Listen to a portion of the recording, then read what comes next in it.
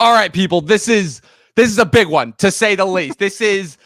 I'm just going to come out and say this is my first celebrity interview that I've had in 3 years now, since 2021, on behalf of the 911 Podcast Network, on a brand new podcast scripted series, Supermarket, which is available to stream on Spotify and Apple Podcasts, pretty much anywhere where you could listen to podcasts. I am here with the star and creator of the show, Adam Murciano, as well as one of the co-stars, Janelle, Heron. Guys, I'm happy to have you here. I'm happy to talk about this show. I listened to the first episode yesterday, and it is absolutely bananas, to say the least, and it is breaking ground in terms of just what is possible in terms of storytelling going forward in the digital system. Happy to have you guys here. Thank you so much for having us. We're so excited to be here. We were just texting earlier. We're like, we're so excited. So thank you for having us. Yeah, absolutely. I'm excited to get into it. I'm excited to talk about the show. I'm excited to talk about you guys and like what drew you guys to this, and all that and more will be discussed on a very special bonus episode of the Talkin' TV podcast. Stay tuned.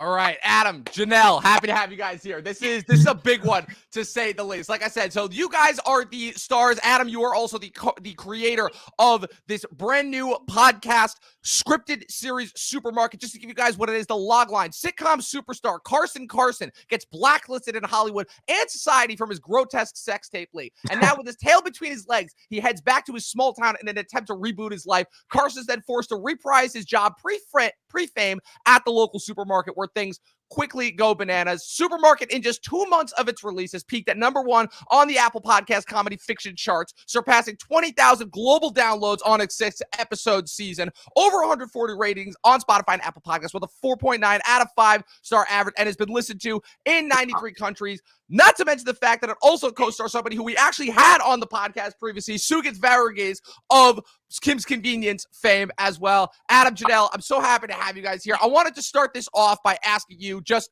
before like Adam, I want to know where the show came from, but first things first, I mean, this is kind of breaking new ground, right? I've been hearing and seeing like posts about this for like the last year of these podcast scripted series. Podcasting is obviously blown up in the digital age, post-COVID and everything. So I guess just before we actually get into the show itself, what would you say is it that like drew you guys both to like pursuing this as like a different avenue essentially for storytelling? Like, did you ever envision this as a show first, or was it like, no, this is like going to be like a scripted series? Like, talk to me about that. Well, in 2020, like COVID hit, and I actually got dropped by my agent, and because they were just clearing off their roster and they were just keeping the people who are really working.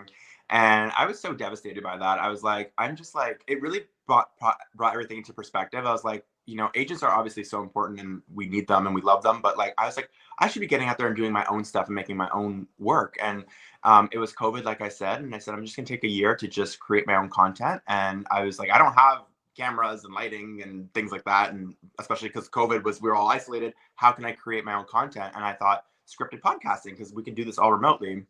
And so that's how this whole 911 podcast thing started. And we created our first show, Cascadia, and then Ice Cream. And so Cascadia was a sci-fi show and Ice Cream was a horror. And so we were just kind of exploring through all the genres. And Supermarket was something that we've always had an idea of. We want to do some kind of sitcom podcast, because there's nothing like this out there. Like, there's no sitcom-y podcasts at all. So we thought, okay, why not try this? And so it was very hard to write the script, because most comedies are, you know, they rely a lot on physical comedy, right? You're seeing the physicality of things, but we didn't have that. So the alternative to that was either like just taking our performances, and Janelle can attest to this, like to a 10, like that was the physical comedy, was our performances vocally, right? And just the absurdness of the script. So that's kind of what we wanted to explore, was comedy. Because like I said, our first 2 shows were dark, and we wanted to do complete opposite, like the hamminess, sitcom, full-blown comedy. And so that's where everything started. Yeah. What's it called? Janelle, I wanted to talk to you a bit as well. Like, talk about like, was it basically like a similar avenue as well? Or was there like a different thing that drew you to this? Like, talk to me about like how you ended up getting involved in this. So our friend and also who plays Ember, Alex, messaged me and was like, I think you would be perfect for this. Will you read the script? And I said, yeah, sure, of course. Again, what was it, 2022 when she came to Yeah, me? yeah. And I read it and I was like, I have to play Hillary. She sounds so funny and awesome. And um, it was just easy for me. And she's like, okay, so Saturday. And I was like, Saturday? Oh my gosh, okay. That's Let's how fast these go. things move. Very So fast. fast. And I just was very excited to jump on. I had no idea what I was doing. Totally. And then when I got to the actual set, I saw Sujas too, and I was like, oh my god. Yeah. He's so iconic. We Yeah, love it's him. kind of crazy when you realize that, like, oh my God, Sugith kind of is like like an icon, basically. Like, for me, he'll always be Mr. Meta. And then obviously, I saw him like it is one season run that he had when I watched The Expanse. But like, yeah, it's like crazy how like the 6 degrees go together. And what's so funny is he plays on the new show Transplant, or not new show, the show Transplant on CTV, and his character is Dr. Singh. And our show, he plays a manager of the supermarket called Sukhil Singh, and I had no idea. And potential connection there is what you're saying. Yeah, It sounds like. Come on, people, we're in the age of post Marvel. Everything is connected somehow. Right. I mean, come on, look at what happened with Simu Liu. Like, come on, Yes. he's one of the biggest stars on the planet right now. But like exactly, like Janelle came in, and I never met her, and Alex is one of our producers as well, and so she was like, "Trust me, this girl's great." And I said, "Of course." So came in and you killed it. And also, which was really interesting, was that you came in with a new voice. You put on a voice for Hillary. Yeah. How did you? I'm actually curious because I didn't never talked about this. How did you come about with that idea? So it's interesting when I read scripts, I see everything, and Okay. I was like, I can't play Hillary with my voice. Yeah. It doesn't make sense. It wouldn't the physical comedy that's not there. It still wouldn't make sense. Like I'd have to change my voice. It's too deep. And I remember before I went to before we started to record, I pulled Alex to the side and I was like, okay, like tell me if this is a bad idea. But I kind of pictured Hillary sounding like this, and I started bringing my voice up, and she was like, "Oh my god, please do that." So that's where it went, and then as soon as I got into the recording room, I was like, "Different voice. This is Hillary." And what was really fun also was that sometimes you would dip into your real voice when it was like comedy, like when the punchlines would happen. And those hit even harder because your voice is a little deeper. And so we would hear like the Hillary voice, and then it'd go down to that one, and punchline, and it just hit the punchline even harder with that. So thank you. Like that was really fun. Yeah, like I said, just listening to the first episode, I was like, okay, not only is this one of the funniest things that I've listened to in an age where, again, I'm not gonna be one of those people that says that comedy is dead. I'm not gonna be one of those guys, but it is definitely a lot harder, I would say, to find good quality comedy. I would say that a lot of it has become not lowbrow, but a lot of it has just become like just not as good as what we used to love about comedies. And I feel like, again, the fact that you guys are still out there still doing good stuff for comedy, obviously it makes me happy. Now, in terms of right, like kind of the idea of like you were saying, Adam, right? During COVID, everything was locked down. We didn't really know exactly like where we were going to go content-wise. Trust me, I can relate to that because that's kind of exactly where the Talking TV podcast came from. Because we were kind of in a similar predicament after COVID. But I guess just like what's so interesting, right, is what you were talking about. The fact that comedy itself is largely based in a physical, like in a physical visual medium. It's like a lot of it relies on visual gags, visual humor and such. So I guess kind of what I'm interested to talk about next is kind of bringing that to the audio format. Like you're aware, obviously, going in that this is something that is going to have no visuals, that people are only going to be listened to. So I guess what is your approach to that like? Like do you treat it more like a play? Like do you basically use a lot of the same tricks that you would normally use when you're acting for film? Like kind of walk me through that process. Yeah, well, I mean, the first 2 shows that we did were very super sound effects heavy. Like we had a lot of sound effects and ambiance and super immersive. But with this show, the sets were really just supermarket, the back room of the supermarket, and maybe like Suhil's office and outside. Like those were like the 4 sets, and it was super simple to sound design that. So, this show isn't as immersive as the first 2. So that's what I was saying. Like we needed to really bring that with the energy and the performance and the writing, right? Like the writing had to be, constantly like fast paced and gripping and keep people wanting to listen. So that was kind of a challenge for sure, because again, we didn't have the physicality of like slipping or falling in the show, or we know what I mean, like things like that. So we had to really bring it in our performance, and I loved it because each actor has a different sound of their voice, right? Each actor, we try to do casting with that, with very like different types of voices to keep it very interesting as well. So yeah. Yeah, definitely. Janelle, what would you say in response to that? Like, what would you say like you brought to it that really helped to like amp it up and like and make it more than just like, okay, I'm just like reading this script, you know? Yeah. I want to say just the energy alone with everybody. I would just put as much effort. Again, the writing is so important, and the script itself, when you're reading it, it's just so exciting to begin with. So it wasn't hard for, I think, me and probably the other actors to really give. Yeah. And then while we're recording, Adam's sitting there and he's listening. He'd be like, okay, actually, kind of say it like this. This is how it's supposed to hit. And we would have so much fun just playing. I remember the first episode when we were recording it, we were all laughing. There was just like, that's just how you knew the energy. We knew it was going to be good just from that, you know? Yeah. Yeah. And it was interesting because the first episode, we all got to record together. We were all in the same studio. But then when we came to the rest of the season, which is almost a year later of recording because the writer's strike happened. Right. We all had to record individually because of schedule conflict, right? And so we didn't get the opportunity to be in the same room. So that was also very hard because we couldn't really feel, is this good? Is this funny? Like we were in, like you said in the pilot, we were all like laughing and feeding off of each other's energy. So in between, like when we're doing solo performances, like it was hard to like gauge if it was like a good reaction. And we don't know even until you put it out, how the audience is going to react. So it's a little scary comedy. I don't know.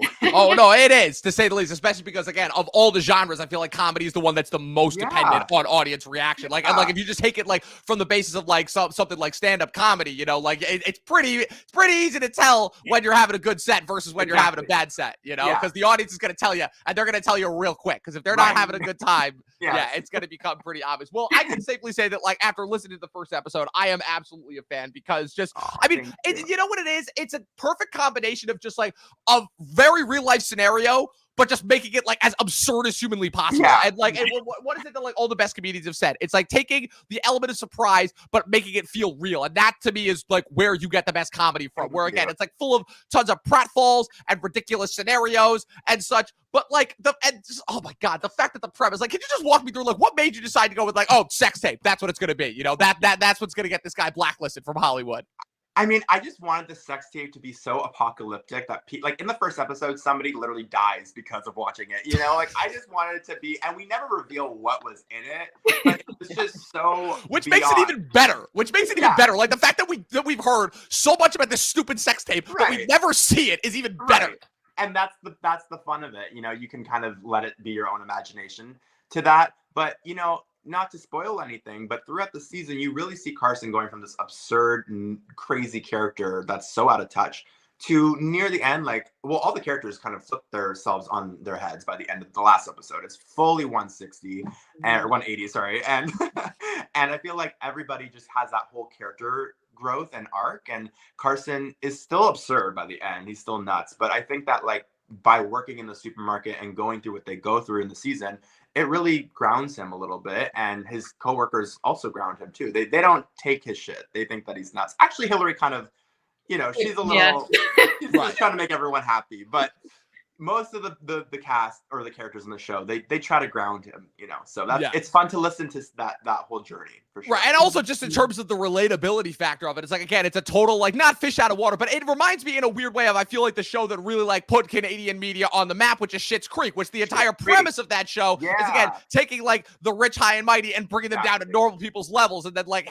essentially like becoming real human beings and going through these arcs and such. So I was getting a lot of that. I was getting a lot of elements from that as well. It's very Schitt's Creek meets Superstore. Yes, like, that too.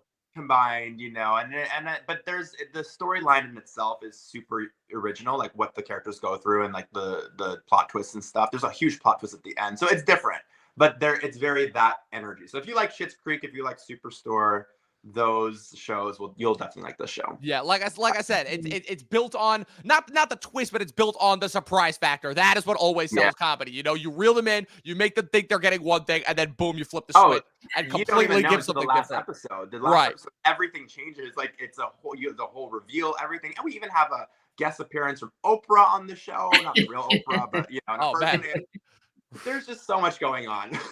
could have probably fooled me. You probably could have fooled me into thinking that you did. She was great. Oh man, she was good. Yeah, Janelle, I wanted you to talk about your character, Hillary. So talk about Hillary. Who is Hillary? What did you bring to her exactly in order to like really make her stand out as a character? Yeah, I just feel so. I have two best friends. My two best friends are. I have two best friends. My two best friends are both in HR, ironically, and they are the most intelligent people on the planet. Very grounded, very aware. So while I was reading Hillary, I was like, Hillary is very cute. Like she's trying. She wants everyone to be happy. She's not like my best friends who are just like on the ball. She's just more like, she's like, I just want peace. Which ironically, I feel like is not a great person to be HR, because HR I feel like needs to be like HR needs to be in constant conflict or else they don't have a job. Yeah. Right, exactly. And in the first episode, she displays to me that that she really isn't that great of like a person for HR. So I was like, well, I get to have a lot of fun with her and push my limits. And when we were recording, I had to actually shake my tits, which is hilarious. In the scene, one of the people dies, and talk about getting into character. He's an old pervert, and she thinks that her human resources, which maybe are her breasts, would help him revive. And so and I remember asking Janelle, I said, hey, this is going to be very weird, but I need a retake of you, like, making, like, B-roll noises of you, like, you know, literally, you know, it's like I don't think we quite got that right the first time. I think we're gonna need it to be a little bit more realistic sounding here. Yeah, I had to record that in my closet too at the house. So I had to get her to like pretend to shake. So I needed that because we have the sound effects of her neck was shaking and stuff. So I was like, we need your voice. Oh my God. So I'm like, please, this is gonna sound weird. She's like, I got you, boy, I got you. So she said that, and it sounded great. Yeah. So I think it's very interesting because as much as you like when you're recording, I found that I still had to be super physical. Yes. So that's the perfect one of the best examples. So like everything I did, even when we're recording, I found like, oh, I had to like hold myself a certain way. I'm like, how would Hillary walk around? And like how would she like see the world? So like even when we're like recording it, it translates later. Yeah, for sure. Yeah, definitely. It's so funny. I'm just going to assume that this is the algorithm just continuing to read my mind. But on my YouTube shorts, I've just been getting like nonstop clips of just like all the behind the scenes of like all the celebrity voice actors who've done like a ton of like the voices for like a lot of the animated movies that have come out over the last like 10, 15 years. And it still amazes me how, again, even though you only hear their voice, how still physical of a performance is. It's why I've always loved voice acting. It's why I've always had such tremendous respect for voice acting, just in general. Like before I even knew what podcasting was, like in my wee youth.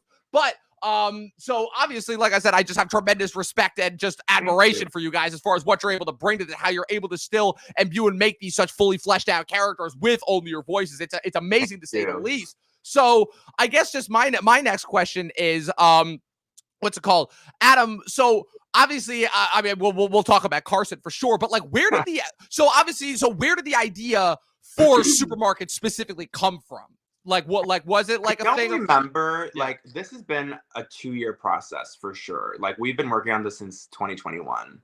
And the script has gone through many variations, and the characters have been added and removed, and things have changed so much. So I can't remember the like original concept. I just remember I wanted to do a comedy, and I really want to explore because, you know, even first of all, there's not as many sitcoms as there used to be. Right. On TV. Really are. Like they're kind of dying. Yeah. But secondly, like even when you do get those kind of comedy scripts as an actor, like for TV and whatever, they still want you to be very grounded. They still want that realism. And I feel like even like with everything, there's such a realism to all the TV shows and movies, which is great, but I want to really explore the full slapstick hamminess of comedy that we just don't get anymore. I was like, let's just have fun. Like, and it's not super perfect either. Like some editing cuts were like not as perfect as our first two shows because I was so meticulous of everything. But this is like, I was like, I just want to have fun, be very loose about everything. And it was just something to explore and experiment, and I'm glad we did it. So I don't know the original concept of it, but it was definitely been in the making for 2 years. For sure. I mean, irregardless, just the fact of it's like, I love what you brought up about like the zany comedy, because you're right. It feels like it's so funny because like you just take what recently the award show that recently happened, right? The Emmys, and you look at half the comedies that are in that kind of, they really need to rename it the hour and a half hour long comedy, because half those shows are not even comedies. They're really not. And even the zanier, funnier ones, they still have like these elements of like being grounded, like Ted Lasso being a lot more grounded and being a lot more like about like, making yourself better, and Barry and the Bear, which are just shows that have become straight up dramas that just happen to be in the half hour format, so like just that, and the fact that like you look at, I feel like all the comedies that like we kind of all grew up with, like all the comedies that we got in like the late 90s and throughout the 2000s, it's just like how when people talk about how those comedies aren't made anymore, it's just the fact of like, it's not necessarily that comedy isn't being made. It's that sense of comedy, that sense of loose freestyle fun, that style of like, okay, it feels like everything is like, oh no, the world is going to end and they're going to have these world ending stakes, Totally. And that's, and our show isn't for everybody either. Like some people might not like this type of comedy, and that's totally fine. But I just want to explore that kind of campiness, that hamminess, that late 90s, early 2000s kind of comedy. And just go with it, because there is going to be people who like that kind of stuff or miss that stuff or feel nostalgic for that kind of stuff. And hopefully we did it justice. I don't know. It's a love letter. Well, like I said, I can just say, just based on the first episode, like I said, I cannot wait to go and binge the rest of this show. Just based on that first episode alone, like I am in. I am in, and I desperately, not only do I desperately want more of this comedy, I miss this kind of comedy because, like I said, it's just. I mean, it's funny, like it's weird because like growing up, I never really considered myself like a comedy fan, but I guess that's just because like I realized that like when I was finally starting to become aware of like what comedy was, that's when it was already starting to shift towards like the more grounded, realistic stuff. And like you said, that stuff is good. I like it as much as the next person, but like I'm just like, man, where is the zaniness? Where is the fun? Where is the slaps? Like I grew up watching. I mean, this is obviously a dated example, but I grew up watching Three Stooges with my grandpa. So like that's the sort of shit that I love, But even I feel like we've had that kind of zany comedy, like crazy comedy in nowadays, like in animation form, like Family Guy. Agreed. Like, that's very much that energy as well. And we were able to do some animations for our show. Our co-creator, Antonio Cordero, he was able to animate clips of our show for promotion, and they were amazing. And he killed it. And it was very South Park-esque too, where it was kind of choppy, the animation stuff. And I thought that was so interesting and fun. And it gave the show another element too, another like life, which was really interesting. So absolutely. Yeah, no, it's always interesting, I find, when it comes to like, like certain elements of where it's like, like it's funny because you mentioned being a perfectionist before, but it's like my whole thing is it's like it always comes down to the story first and foremost. If the story is good, everything else will follow. I really foundation. Have found that. Exactly. It's but my dad loves to use that medium because we don't have, like I said, the gags, the visual gags, all these things. We have to have a good story. If we don't have a good story, then why would you continue to listen? So exactly, that's the foundation for sure. Exactly. Now I wanted to pivot a little bit, as much for this. I want to get to know like Adam and Janelle as people. So like I would say, what is it that like got you guys into acting? Like how long have you guys been in it? Like what would you say? Like when did you like get the acting bug for sure? Like if you like just talk about that, because like I said, big part of this, I love to like get to know who my guests are as people. So so I guess just talk about that. You want to go first? Or me? Okay. I love the rock, paper, scissors back and forth. They're like, oh, everyone's always so polite. Okay, you go first. You go first. Yeah, you go. I've been wanting to do it since I was a child. I do little performances in my living room. My mom would put on like a movie, or my dad, and I would perform as the movie was going. And then when I got older, I would do like plays here and there. I went to dance. And then I got very shy, which is funny. So I was like, I'm never going to be in front of camera. I decided that in high school, I was going to just go behind the camera. I was very lucky to have a studio, like a TV studio in my high school. So I was convinced. I was like, that's my way in. So I went to college. I studied film and broadcasting. I interned at CTV.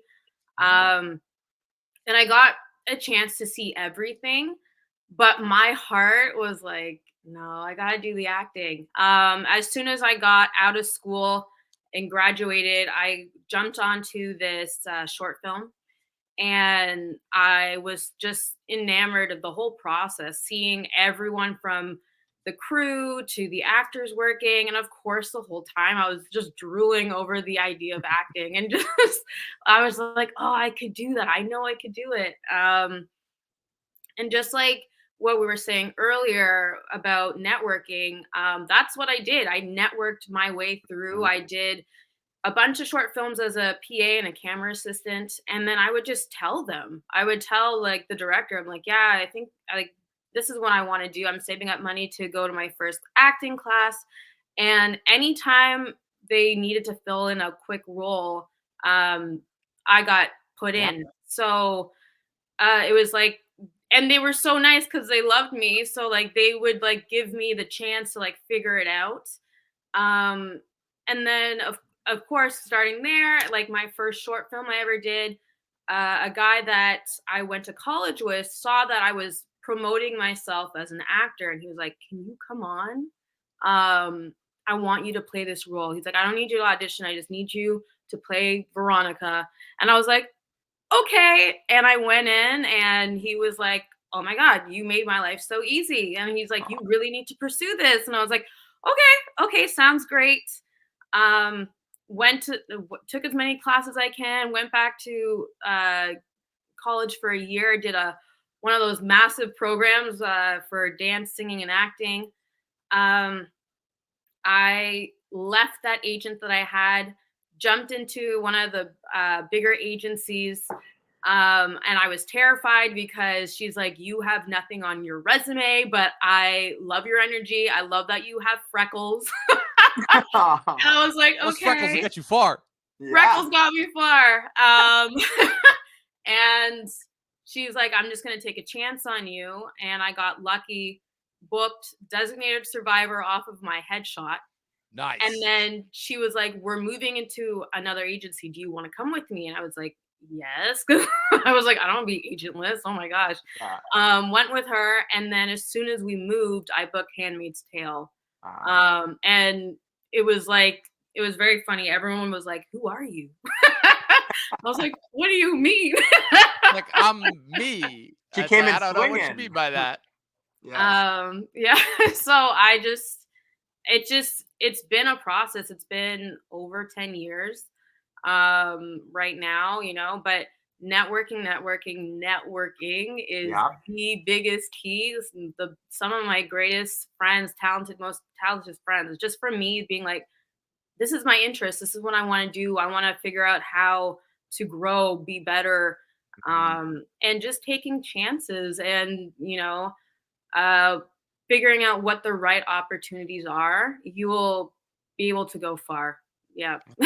Absolutely. Like I said, it's inspiring to say the least, and like it definitely gives me confidence as well as far as what happens once I'm done with school. Because like I said, as people who have been listening to the show for a while know, I'm currently about to finish my final year of acting school as well. So it definitely gives me confidence going forward. Going to school, like it's so good because, like what Janelle said, it's all about networking, right? Like you're making friends, you're meeting people who are going to be your peers in the industry, and like I feel like that's the biggest thing about school is you're getting those connections that you wouldn't get it's harder to get those kind of connections. So that's good that you're doing that, for sure. Definitely. And I mean, hey, social media and the internet provides the opportunity for me to connect with people like you, like I said, because 911 was very, very gracious enough to reach out to me, which I thought was freaking awesome. So Adam, talk to me about yourself. How'd you get into this whole crazy, wacky industry?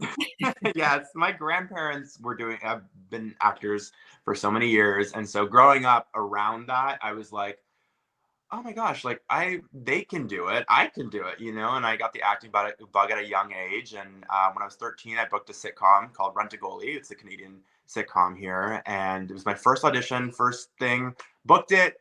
And my mom and dad were like, oh, shoot. Like, he's going to think this is going to be an easy industry because he got his one audition, booked it. And my mom was terrified. She said, it's not an easy industry. You just, you're talented, but you got lucky. You got to work at this, you have to go to class. And so they enrolled me into acting class, and I had a coach, and she was right. Like after that, it kind of dropped because I got braces and I kind of was like nerdy looking, and I wasn't booking for a few years. And that was hard because when you're 13 and you book something big and then you just don't get anything, it's like, what? And when you're young, you don't really know, like it's hard to deal with the rejection, right? So I got a taste of that really young, but I just knew that I have to keep practicing and keep working at it, at the craft. And because it is a craft, no one's going to hire a brain surgeon if they don't know what they're doing. No one's going to hire an actor if they don't know what they're doing either. So took the class, worked really hard. And then like in my mid to late teens, I started picking up again, started booking things, a lot of like Nickelodeon, Disney stuff, just small roles on certain things. And then in my 20s, got to do a bit more darker things like Teenagers, which is like a web series that was in Canada, and it won a bunch of awards here, which is really cool. And I got to play like just this person who was into drugs and things, and so that was a little different for me and edgy. And I got to do different roles like 12 Monkeys and Alphas and sci-fi stuff, which was interesting because like I said earlier, I was doing a lot of teen stuff, kid stuff, and so now I was doing like a little older stuff, which was fun.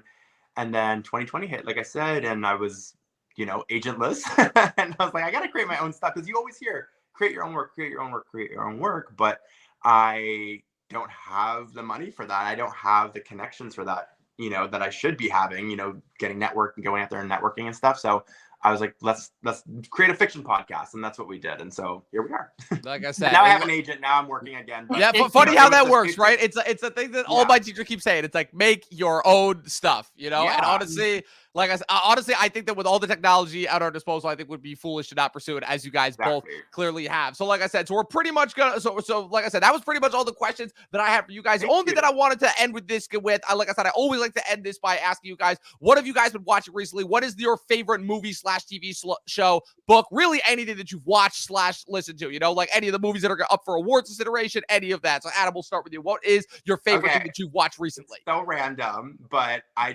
am watching for the first time The Golden Girls.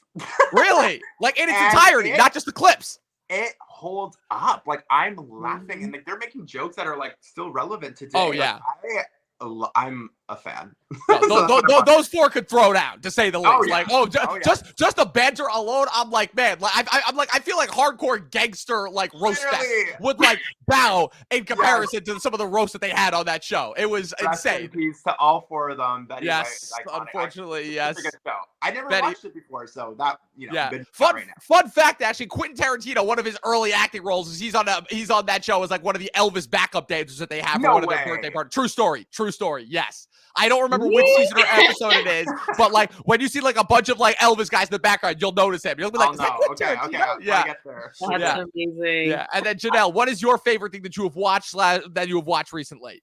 Shrinking on Apple TV. Ooh, yes, it is so good. Fantastic show. Absolutely love that. Actually, we did our top 10 TV shows of 2023 last year, and that made it into my list as well. Yeah, me. Oh man, that's tough because I've watched so many things. I just recently watched. You guys are gonna think this is crazy, but I actually just recently watched Mean Girls from 2004 for the first time ever. I'd never seen it before. Absolutely loved it. It was spectacular. Everything that people have been saying over the last 20 years, it's all true. Like, I absolutely, it's all true. I admit I was out of the loop. It's absolutely fantastic. All the quotes, everything. She doesn't even go here. It's absolutely great. They actually filmed that here in Toronto. Fun fact. That makes sense. That makes a lot of sense. And it was, oh man, you want to talk about again, just a throwback to just comedies that we don't get anymore. And I'm like, oh my God, I'm like a comedy that like can be both funny and slapsticky, but also like intelligent and not talk down to its audience. Who knew? What a concept. Yes. And then fun, actually, also another first time watch of mine. Like I said, I'm still trying to catch up on a lot of movies that I've unfortunately missed over the years. I watched The Talented Mr. Ripley with Matt Damon for the first time ever last night. And that was phenomenal. Phenomenal, to say the least. So yeah, that is what I've been watching. But I will be listening to Supermarket when I am done with this. Like I said, you guys should absolutely go listen to it. It's available Apple Podcasts, Spotify, pretty much any place where you guys can go listen to podcasts. It is an absolute thrill. You guys are really, really going to enjoy it. Adam, Janelle, thank you so much for joining me on this episode today. Hopefully, like I said, this will not be the last time that I see you guys. I would love to have you guys on to maybe co-host an episode or two here and there going forward. Yeah, like I said, I'm always watching new stuff. I'm always looking looking for new people to come on. So with that being said, guys, if you have any social media plugs that you would like to plug other than Supermarket, anything like that, let the people know. Yeah, I hit my microphone I'm Adam Murciano, Murciano, on all socials, and you can follow our 911 account, which is 911 podcast or _ 911 podcast on Twitter. Yes. I just have Instagram. We love that. Just as good. Listen, in the modern digital age, that is exactly what we need. Well, like I said, thank you guys for coming on. You two are great. I cannot wait to go and listen to the rest of this show, as should the viewing audience. Like I said, go listen to Supermarket pretty much anywhere where you guys can listen to podcasts. As for myself, I'm, of course, Dom the Movie Nerd. Follow me at Movie Nerd Reviews across all platforms, at Official Talkin' TV Podcast across all platforms. This episode is available to watch on YouTube. Subscribe to us if you're watching on there. If you're listening to this on Twitch, go follow us on there. And this episode will be available on Spotify and Apple Podcasts tomorrow once I'm finished editing it. And as always, people, from myself, from Adam, from Janelle, 12 seasons of short film, and watch more fucking movies. We'll see you guys tomorrow with our Oscars prediction episode. Stay tuned. Bye.